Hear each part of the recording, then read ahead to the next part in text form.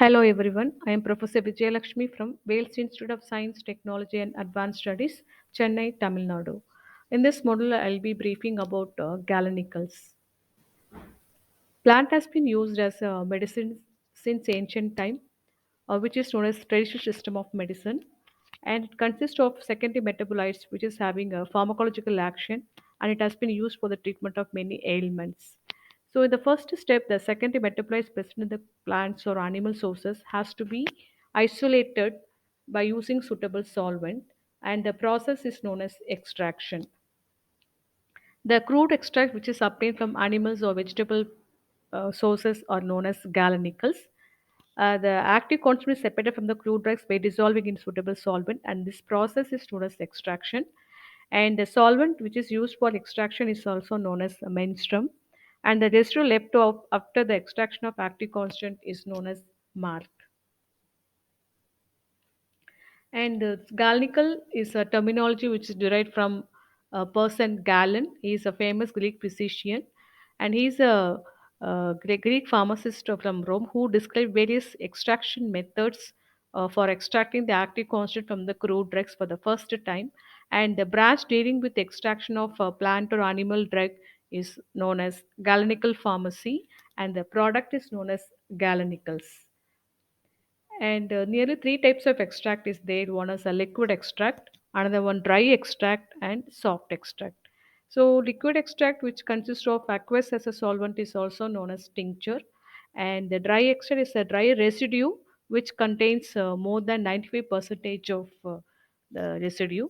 And the soft extract, which lies between the liquid and dry extract.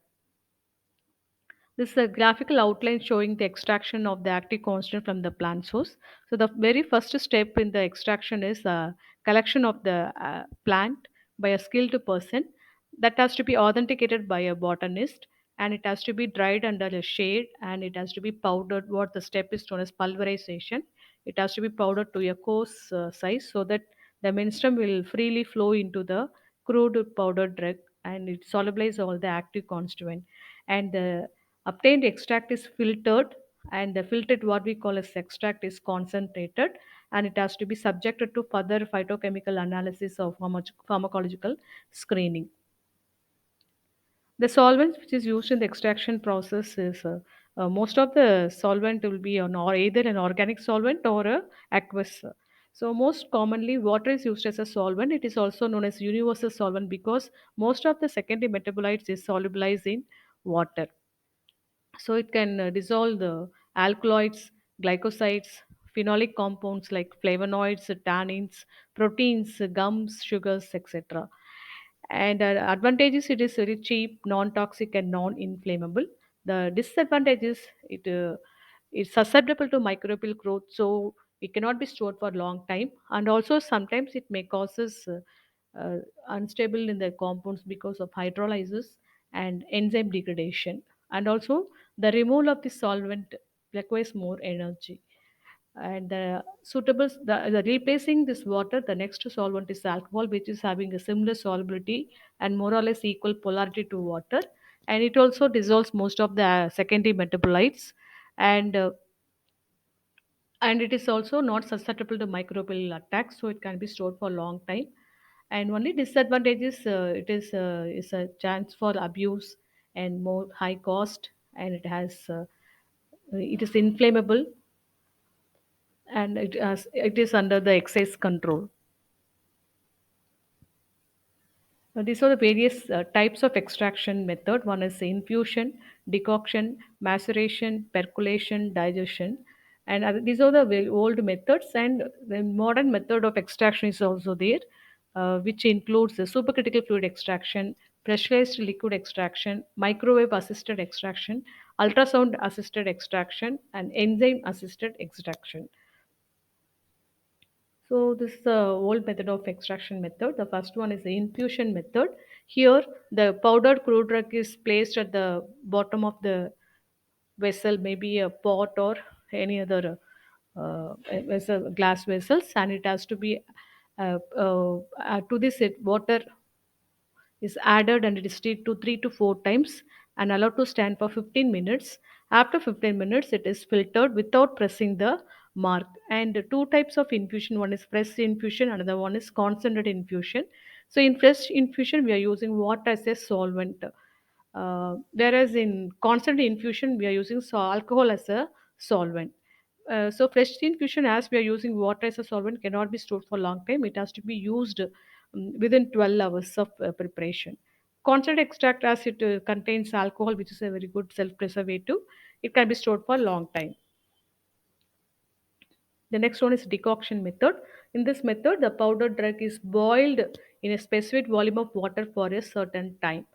So this is suitable for extracting the water soluble, uh, thermostable active constituents from any of the hard substance like a stem, root, bark, etc. And the solvent to crude drug ratio, so drug has to be 1 is to 4 or 1 is to 16. And finally, after extraction, the volume has to be brought to, it has to be concentrated. And most by using this decoction method, we used to prepare tea, coffee in day-to-day life, just boiling the powdered drug, tea powder with water. So that is coming under the decoction method of extraction.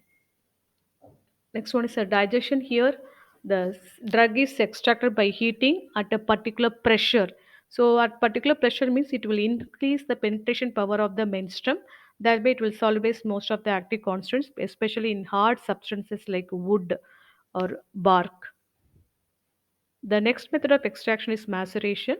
Here, the whole menstruum is added to the coarsely powdered crude drug, and it is allowed to stand at room temperature for a certain period, and with frequent stirring or agitation. And this is after specified time it is filtered, and the residue left over is pressed, and it is after pressing it is combined with the extract, and it is allowed to stand for filtration. Before filtration, allowed to stand for certain time, and it is decanted or filtered. So in maceration, three types: one is simple maceration, double maceration, triple maceration. Simple maceration, whole the menstruum is added and there is no final adjustment of volume.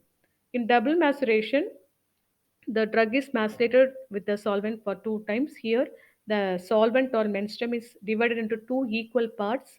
And first time, the drug, the first part of the menstruum is added, and after 48 hours, the mark is pressed, and to the residue, again the remaining part of the menstruum is added, and it is allowed to stand for 24 hours. Then both the first part of the extract and the second part both will be pulled together, and it is allowed to stand for 14 days and filter. In triple maceration, here the menstruum is divided into three equal parts, and the first part of the extract is kept aside, and the second and third extract is combined together, and its final volume is adjusted. It is concentrated, and that will be mixed with the first part of the extract, and the volume is adjusted after, and it is allowed to stand for 14 days and filter. So here the maceration method is suitable for dissolving the water soluble, thermo labile substances can be extracted by using the maceration method. The next method is percolation. Here, this method, the fresh solvent is allowed to flow through the bed of the powdered drug slowly. So that's why it is named as percolation. Percolate. The solvent is percolate to the bed of the crude drug, and it includes nearly six steps. One is first one is pulverization of the drug, what we call a size reduction, and some part of the menstruum is added to the powdered drug and is allowed to remain for 4 hours. Where the process is known as imbibition. Then this is packed in a percolator.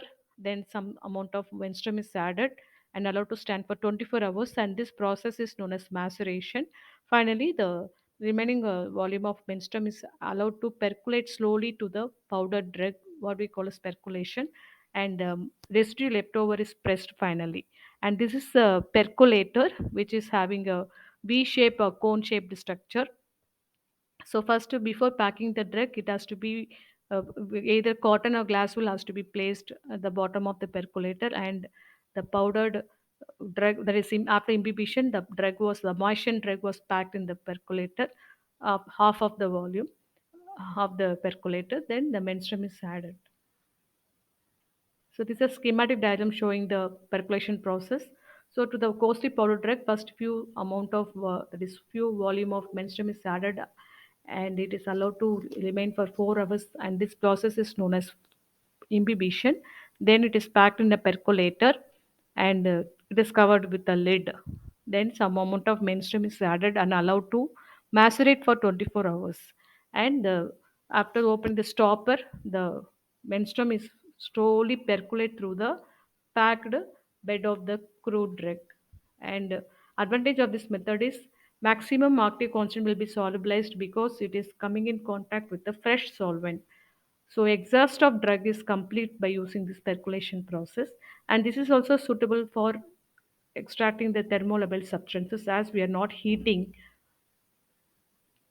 The next one is hot continuous extraction, and this is suitable one for thermostable compound. And here it consists of apparatus called Soxhlet apparatus. So in the round bottom flask, the menstruum is taken, and in the middle of the portion is an extractor in which the crude drug, after moisturizing with some amount of menstruum, is packed in a thimble.